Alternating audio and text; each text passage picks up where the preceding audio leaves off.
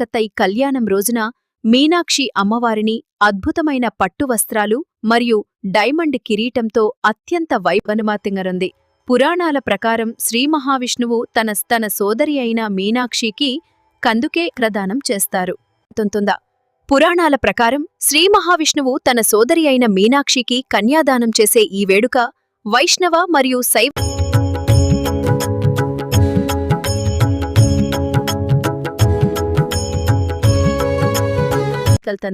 ఈ వేడుకవ వైష్ణవ మరియు శైవ సంప్రదాయాల కలయిక. కళ్యాణం తర్వాత భక్తులకు తొలబిందు మీనాక్షి అమ్మవారి కళ్యాణం. మదురైలో వెలసిన మహిమాన్వితమైన శ్రీ మీనాక్షి అమ్మవారు అందం, శక్తి, కరుణ. ఈ కళ్యాణం ప్రతి సంవత్సరం చిత్రై మాసంలో ఘనంగా నిర్వహిస్తారు. ఇది మీనాక్షి అమ్మవారి మరియు సుందరేశ్వరు. మీనాక్షి అమ్మవారు పాండ్యరాజు మలయధ్వజునికి జన్మించి శివుడిని యుద్ధంలో ఎదుర్కొని తరువాత ఆయనను తన భర్త చేసుకున్నారు. ఆమె శివుడిని యుద్ధంలో ఎదుర్కొని తరువాత ఆయనను తన భర్తగా స్వీకరించారు. శివుడు సుందరేశ్వర రూపంలో మదురైకి వచ్చి ఆమెను వివాహం చేసుకున్నారు. ఈ దివ్యమైన వివాహం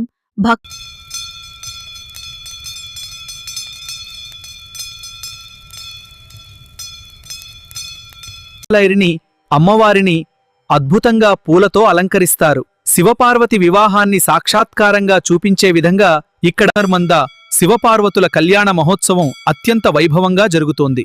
భక్తులందరూ ఈ పవిత్రమైన దృశ్యాన్ని కళ్ళారా చూసి ఈ కళ్యాణం చూడటం వల్ల దాంపత్య సౌఖ్యం, కుటుంబ శాంతి, మంగళం కలుగుతాయి.